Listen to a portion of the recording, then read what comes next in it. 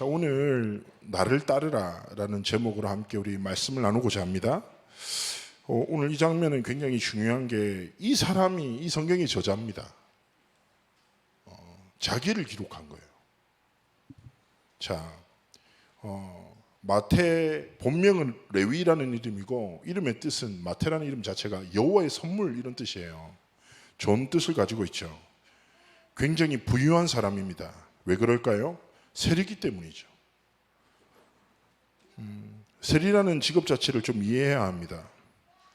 세리라는 것은 그 당시에 지배국이 로마였죠. 그래서 로마에게 세금을 항상 갖다 바쳐요. 그러면 세금 징수권을 임대받은 사람들을 세리라고 해요. 그러면 뭐라고 하죠? 그런 거 있잖아요. 택시를 할 때도 매일매일 그 무슨 완납금인가 그거 있잖아요. 얼마를 해야 되잖아요. 그러듯이 세리한테도 얼마의 세금을 걷어서 로마한테 갇히는 것을 딱 법으로 정해져요. 근데 이거 누구만 알아요? 세리만 알아요. 사람들 몰라. 세리는 또 유대인이기 때문에 사람들의 곳곳의 상황을 알죠. 사정을 알잖아요. 이게 뭐가 농사가 잘 됐대, 아니면 여기 돈을 많이 벌어들였대 알잖아요. 그러니까 자기 마음대로 세금을 걷어들일 수 있어요. 그래서 로마에 바칠 세금을 제외하고 상납할 액수보다 더 많이 받으면 다 자기 재산이 되는 거죠. 그러니까 대체적으로 세리들은 부자입니다. 그러다 보니까 어떻게 되냐면, 쉽게 얘기하면 로마에 충성된 자, 하지만 동족의 피를 빼어 먹어 자기의 배를 불리는 자이기 때문에, 쉽게 얘기하면 뭐라고 비유하면 좋을까요? 일제 앞잡이? 라고 느끼겠죠. 사람들이 얼마나 배신감을 느끼겠습니까? 그러다 보니까 신약시대에는 아예 이교도와 자주 왕래하는 세리를 부정한 자로 규정해버렸어요. 그리고 어느 정도로 취급했냐면 죄인들과 창기들과 이교도들과 세리를 같은 그룹으로 취급했어요. 쉽게 얘기하면 사람으로 상종도 안 해요. 자, 그런 마태, 어떻게 보면 굉장히 예수님께서 완전히 죄인 취급당하던 세리를 제자로 부르시고, 하나님이 어떻게 보면 이렇게 부르신 사건에는 많은 메시지가 있습니다. 그러면서 어떤 말씀이 나옵니까? 마태복음 9장의 13절에 나는 의인이 아니라 죄인을 부르러 왔다 라고 말씀하시죠. 그리고 로마서 5장 8절에 이렇게 말합니다. 우리가 아직 죄인 되었을 때 그리스도께서 우리를 위하여 죽으심으로 하나님께서 우리에 대한 자기의 사랑을 확정하셨다. 중요한 것은 무엇이냐? 여러분, 우리가 어떤 상황과 문제와 갈등 속에 있어서 상관없어요. 마태 인생에 어떻게 보면 좀 죄인으로 살았죠. 하지만 그리스도를 만나면서 그의 모든 삶을 올가매고 있던 올무는 떠나가고 하나님 앞에서 참된 삶을 살아갈 수 있는 하나님 시작을 주셨습니다. 그래서 우리가 가장 먼저 생각해야 할 것은, 인생의 가장 큰 복이 무엇입니까? 하나님의 은혜로 예수 그리스도를 만나 하나님의 자녀가 된 것. 그죠? 어떻게 보면 우리가 하나님 앞에서 좀 의로움이 있습니까? 하나님 앞에 어떤 사랑받을 행위를 자주 행합니까? 아니죠. 그런 하나님이 아무 조건 없이 은혜와 사랑으로 우리의 삶에 찾아오셨죠. 그리고 부르신 것입니다. 그런데 여기서 또 중요한 장면은 무엇입니까? 마태의 태도입니다. 세리로 살아왔는데 어떻게 보면 예수님이 다른 말 하지 않고 부르셨어요. 그런데 마태의 태도는 뭡니까? 아무런 이유와 조건 없이 그 부르심에 순종했습니다. 똑같은 이 장면을 설명하고 있는 누가복음에서는 이렇게 말합니다. 그가 모든 것을 버리고 일어나 따르니라. 무엇이 기다리는지 모르겠지만 그리스도께서 자신을 부르시자 아무 계산하지 않고 고민하지 않고 그 부르심에 순종하지요. 근데 사실은 제자들의 삶도 어떻게 그랬습니다. 우리는 어떻게 보면 세상 기준이나 사람의 시선에서 많은 것들을 생각하고 살아갈 수 있지만, 중요한 것은 무엇입니까? 우리의 영적인 태도가 굉장히 중요해요. 어떤 삶을 살아야 돼요? 우리는 어떻게 보면 세상의 기준과 사람의 말과 사람의 시선에 좀 예민할 때 많잖아요. 그런데 마태의 삶은 어떻습니까? 예수님의 부르심과 복음의 말씀 앞에 반응했을 뿐 아니라 그 다음에 바로 이어져 뭐예요? 순종했고, 그리고 그 부르심에 결단하는 삶을 살았습니다. 그리고 실제 삶의 여정을 믿음에 머무는 것이 아니라 그 믿음대로 자신의 삶을 변화시키는 영적 도전 속으로 들어갔습니다. 무슨 말이에요? 부르심을 듣고 바로 자신의 삶의 여정을 펼쳐나간 거예요. 제자들이 그랬어요. 마태복음 4장에도 부르자마자 그물을 버려두고 예수를 따르고, 그들의 배와 아버지를 버려두고 예수를 따르고. 그래서 저는 이 말씀을 보면서 저자인 마태의 삶 속에 어떻게 보면 많은 복잡한 상황들과 계산들이 있었겠죠. 우리의 삶에도 그런 상황과 계산을 만나는 고민되는 순간들이 많이 있잖아요. 그래서 저는 굉장히 중요한 믿음의 태도가 복음의 말씀에 순종하고, 복음의 말씀에 반응하고, 복음의 말씀대로 결단해서 어떤 삶의 소망을 가지고 계십니까? 저는 굉장히 중요하다고 생각하는 것이 이겁니다. 내 뜻과 계획이 이루어지는 것이 아니라 내 삶을 향한 하나님의 뜻이 발견되고 하나님의 계획이 성취되는 것. 우리의 삶을 하나님이 사용하시는 것이 가장 중요한 복 아니겠습니까? 어떻게 보면 우리 역시 세리 마태처럼 하나님이 보시기에 선한 것이 없는 연약한 우리의 모습일 수 있습니다. 날마다 넘어지고 똑같은 상태에서 허덕이고 할 수 있어요. 상관없다니까요. 복음의 말씀이 들리잖아요. 그러면 아멘 하세요. 그리고 복음의 말씀 앞에 순종하고 복음의 말씀에 반응하고 복음의 말씀에 결단하십시오. 하나님이 그 시간표에 모든 것을 이루시는 것입니다.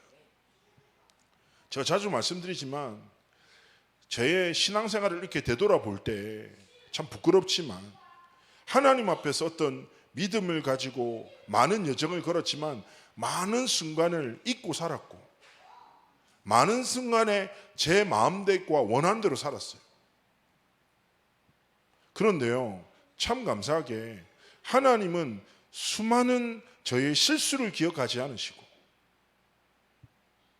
제가 하나님 앞에 믿음의 고백을 드리는 순간이 과연 얼마나 될까요? 계산할 수 없지만, 그런데 하나님은 제가 짧은 순간에, 짧은 시간에 복음의 말씀을 붙잡고 하나님 앞에 결단하고 순종하기로 삶을 드렸던 그 하나님은 믿음의 고백을 기뻐하시고, 제 행위대로가 아니라 하나님이 주신 약속대로 내 삶을 이끄신 거예요.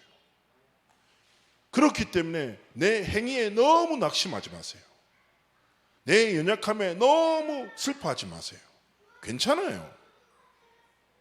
우리도 세리 메테처럼 나도 모르게 내 욕심을 따라 살아가는 거 괜찮다니까요. 근데 중요한 건 뭐라고요? 그런 나를 나로 정의하고 갇혀 살지 말고 복음의 말씀에 반응하고 결단하고 시작하기를 하나님이 원하시는 것입니다. 그래서 마태 세리 역시 뭐예요? 모든 것을 내어버리고 곧장 예수님을 따라 나섰죠. 그리고 더 대단한 것은 너무 기쁜 나머지 자기 친구들을 부릅니다. 세리 친구는 누굽니까? 세리들이에요. 그리고 세리들과 죄인들을 자기 집에 모아서 예수님과 제자들과 잔치를 열립니다.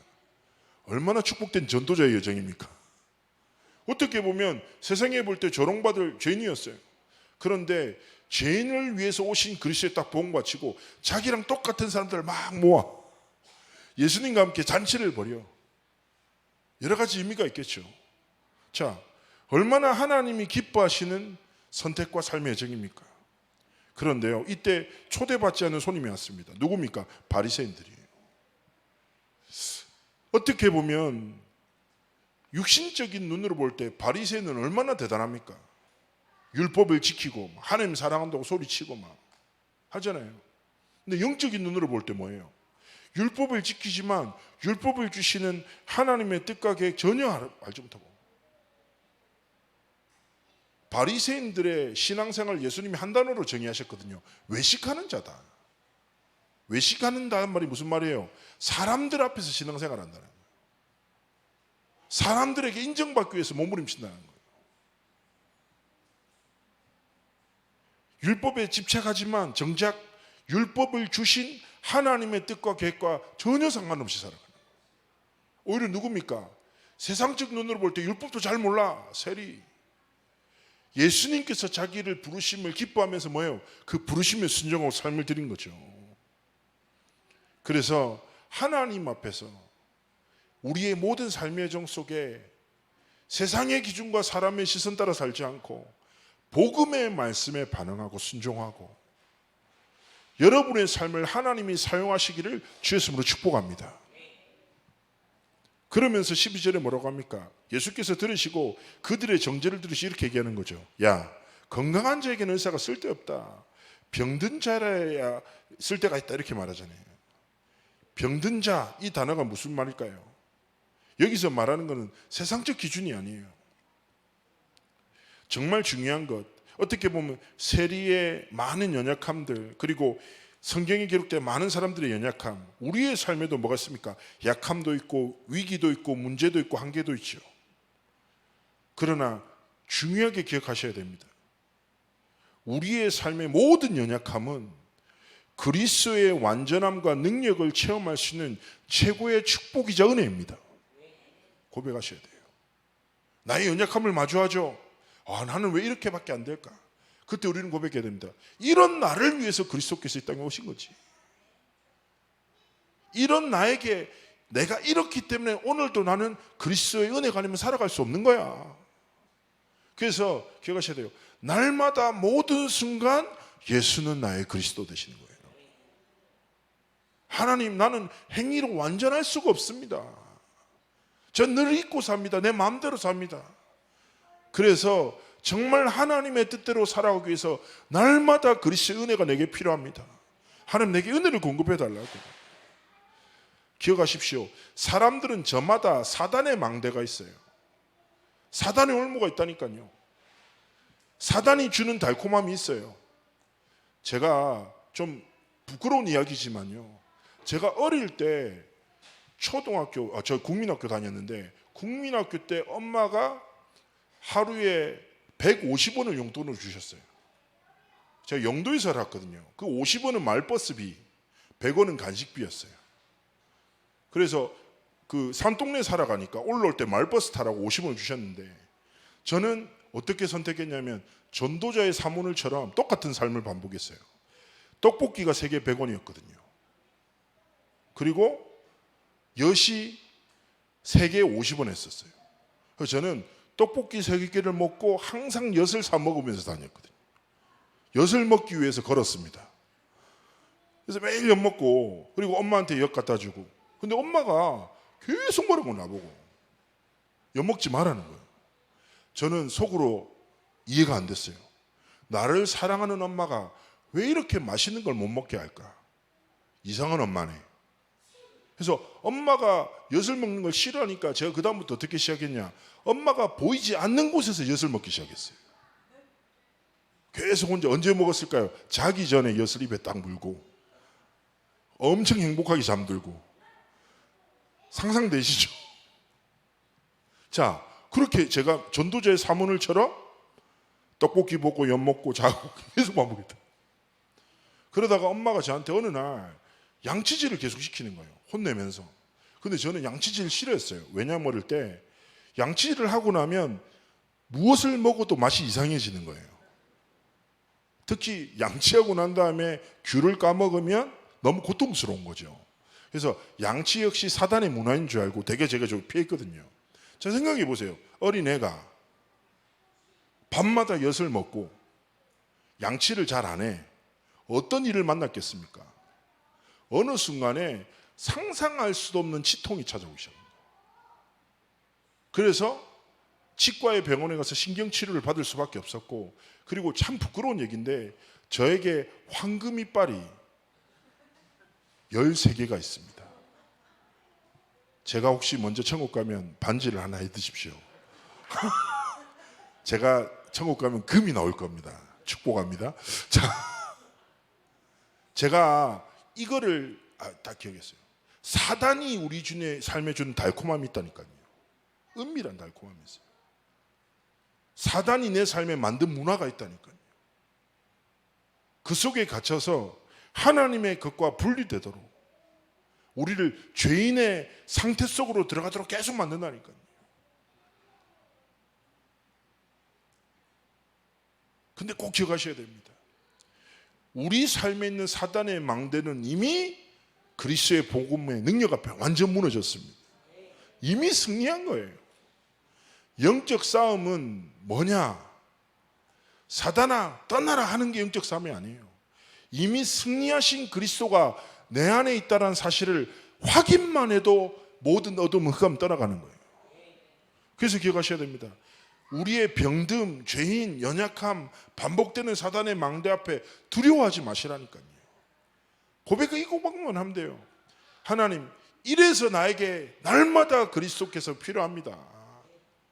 하나님, 오늘도 예수가 나의 그리스도 되십니다. 나의 주인 되십니다. 역사하여 주옵소서. 내 삶에 올가매고 있는 모든 사단의 망대가 그리스도 이름 앞에 완전히 무너지도록 하나님 축복하시고 역사하여 주옵소서. 하나님 앞에 기도하면서 살아가기를 원하시는 것입니다. 자, 기억하셔야 됩니다. 마태, 그렇게 부름받았고 세리로서 살았던 삶의 여정은 어땠을까요? 마태에게 하나님 주신 응답이 있습니다. 첫 번째는요, 마태는 예수님의 부르심을 받자마자 옛생활을 완전 정산했어요. 그리고 전도자가 되었습니다. 기록에는 어떻게 됐냐? 아라비아와 에티오피아까지 가서 복음을 전하다가 순교를 당했다고 전해지고 있죠. 그런데 마태의 가장 놀라운 것은 뭐냐? 어떻게 보면 유대인들을 팔아먹었던 매국노로 살았잖아요. 근데 마태복음의 별명이 뭔지 아십니까? 유대인을 위한 복음서예요. 어떻게 보면 부르심을 받기 전에는 유대인들을 어떻게 보면 약탈하던 죄인의 삶을 살다가 그가 인생을 두고 남긴 작품이 뭐라고요? 유대인들을 위한 복음서를 남기는 심부름을 했습니다. 얼마나 축복된 일입니까? 어떻게 보면 막 세금을 착취하려고 쓰던 재능과 그 펜이 어떻게 쓰임받았습니까? 그 유대인들에게 예수 그리스도의 복음을 증거하는데 가장 귀하게 하나님이 쓰시는 도구로 하나님 앞에 쓰임받는 삶을 살아간 것이죠. 어떻게 보면 우리의 삶의 가장 큰 복이 무엇입니까? 세상은요, 소유를 향해 쫓아갑니다. 소유가 복이라고 합니다. 그런데 아십니까? 성경에서 말하는 복과 성경에서 말하는, 세상에서 말하는 복의 개념 근본이 달라요. 세상에서 말하는 당신 복 있는 사람이라면 건강하고 돈 많고 막 높은 위치 있는 거 말하잖아요. 근데 성경에서 말하는 복이란 단어를 바라크란 단어를 써요. 근데 그 복이란 단어의 뿌리가 되는 어원이 베레크란 단어를 쓰거든요. 그 베레크란 단어의 뜻이 뭐냐? 무릎이란 단어가 복과 연관돼요. 무슨 말일까요? 성경에서 말하는 복이라는 것은 소유가 아니라 성삼위 하나님의 전능하심 앞에 무릎 꿇고 살아가는 것이 복이다. 무릎이란 단어의 동의어가 뭐냐? 순종하는 삶이거든요. 성삼위 하나님의 말씀에 순종하여 하나님 앞에 쓰임받는 삶을 살아가는 것이 복이다라고 정의합니다. 자, 무슨 말일까요? 즉 마태 3처럼 부르심에 순종하여 일평생 하나님 앞에 쓰임받고 하나님이 가장 기뻐하시는 작품을 남기는 삶의 여정을 걸어갔던 겁니다. 우리의 삶도 그러한 삶을 걸어가기 원하시는 것이죠. 그리고 마태의 응답 중에 한 가지가 뭐냐면 되게 재밌는 게 마태복음 10장을 보면 12제자 이름이 기록돼요. 근데 자기 이름 앞에 보통은 그러지 않습니까? 자신의 실수를, 약점을 드러내고 싶은 사람 없잖아요. 근데 마태가 자신을 기록할 때 이렇게 기록합니다. 세리마태라고 기록해요. 왜 그럴까요? 저는 좀 이렇게 묵상되더라고요. 하나님 앞에 사랑받을 어떤 조건도 없는 자신을 사랑하셔서 자녀 삼으신 정도가 아니라 전도자의 여정을 걷게 하신 하나님의 크고 놀라운 은혜를 기록하고 싶었던 것 같아요. 이걸 보면서 나도 이렇게 살아야지.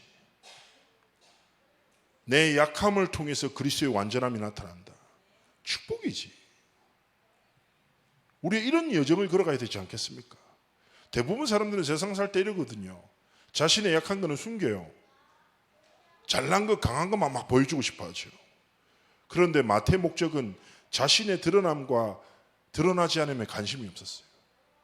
그리스도만 자신을 통해 드러나면 돼. 하나님의 영광만 나타나면 되는 거예요. 여기에 가치를 두기에 아무것도 문제가 안 되는 거예요. 아, 내가 좀 불편하면 어때? 하나님의 영광 나타나면 되는 거지.